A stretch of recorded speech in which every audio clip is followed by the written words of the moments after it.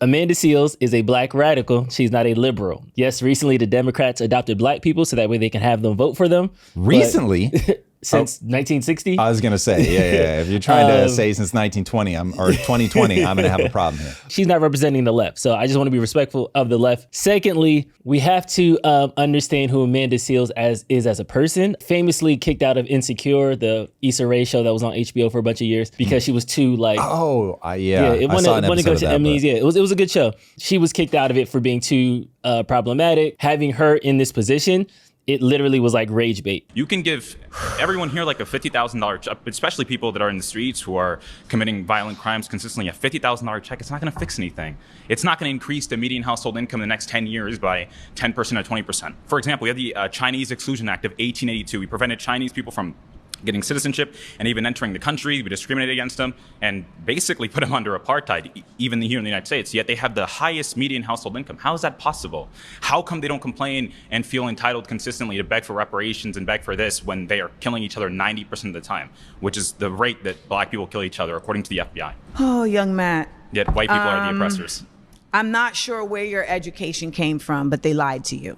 Stats don't lie, though. Statistics lie all the time. In fairness to her, statistics really can be made to say just about anything that you want them to say. You can look at them from a different angle. You can frame them in a way that does not mean that you want to abandon statistics because there can be real revelations in the data, but you do need to be skeptical of the data. You do need to try to look at things from multiple different angles. When I'm writing my deep dives, a lot of times I'll get a stat and I'll be like, okay, that's way too convenient for my narrative. I need to like go look at this from different angles. Like, how did we end up here? How was the study framed? I concede her point, but what I saw a lot of from her is when she's losing an argument that's based on stats, she will just switch to a pure like emotion. Think of me as your mom, don't talk to me like that.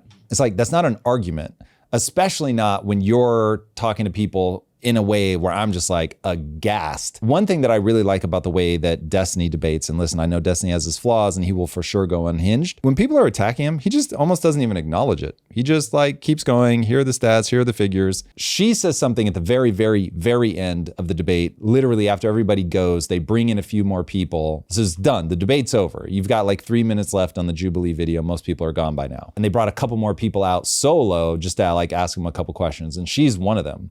And she's basically like, we don't need to be having this debate or conversation, I forget which word she used, at the level of data. We need to be having this at the level of love.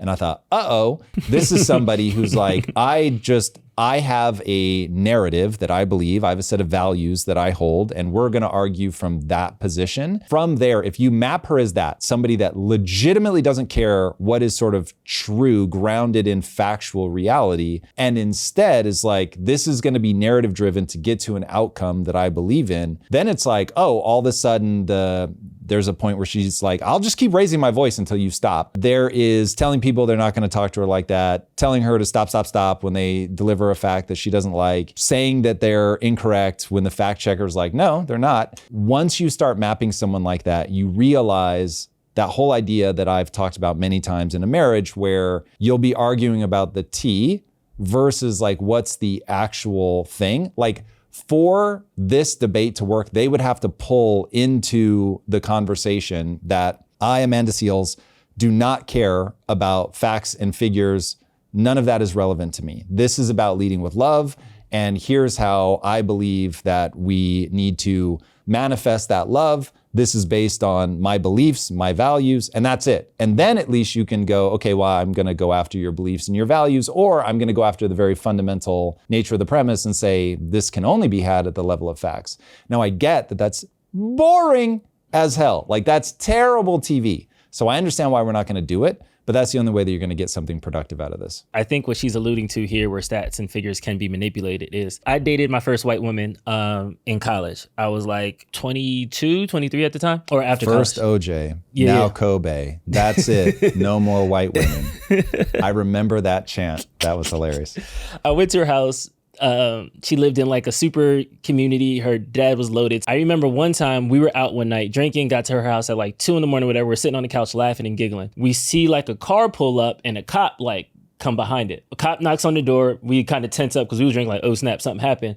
Her pops walks up and the cop was like, yeah, sorry, caught Mr. So-and-so at the pub again. Make sure he's good. Here's his keys, whatever like that. And in that moment, I like smiled because I was like, oh, this is hilarious.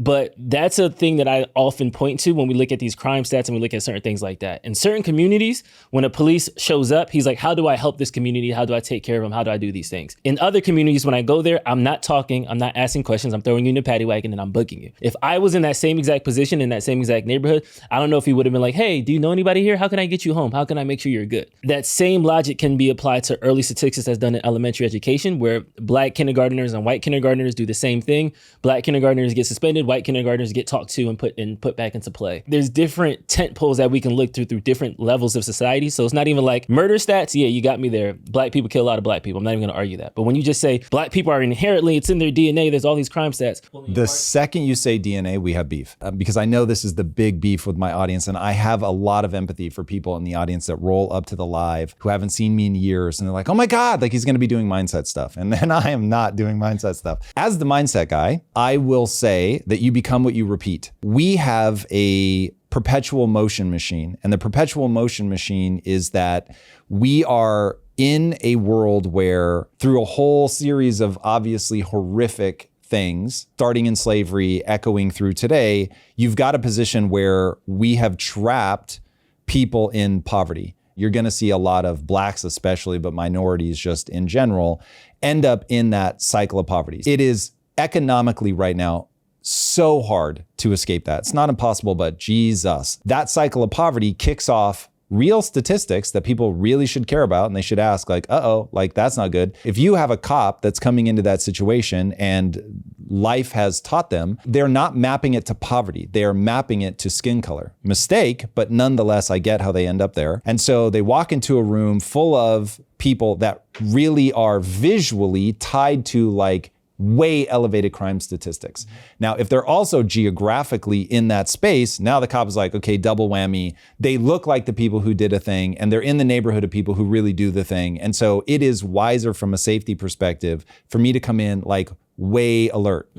So all of those things make sense. Where it breaks down is how the hell did we get out of this? And that's where I'm saying you become what you repeat. And right now, what we are repeating ad nauseum, this is all racism, the system is against you, it's all bad all the time. When people point back and go, hold on a second, when we had first exited slavery, we very rapidly did better as a community than we're doing now. I look at that and I go, you can rule out, as a thought experiment, I do this with entrepreneurs all the time, run the thought experiment to see if you can rule out some options. You can rule out that racism is the thing that holds you back when you realize that things were better in the Black community like 100 years ago. Something happened in the intervening 100 years. You can just rule out that this is a problem of racism. You may come back to, well, then what we have to do is be insular again. We have to be cloistered communities. We have to reject integration with white society. That strikes me as a terrible idea, but at least that I would understand why you would come to that conclusion. And I don't have a thought experiment in America to rule that out. Cool. Now we at least have a place that we can start. And this is what I think he's getting at, is he's like, the Chinese were put, far briefer, but the Chinese were put through something equally horrible in America. Literally, the system was against them. And now, later down the road, massive success. Same with Nigerian immigrants, massive success. As you start getting into trying to get to the cause and effect, my hope is that people look at those things and go, okay, cool. The narrative that we're using, A, just doesn't map to reality. And then B, if Tom is right and you become what you repeat, we are making everyone obsessed with race by talking about it all the time. And I always forget her name, Satya something, just did a whole breakdown of this on CNN. The increase in the word,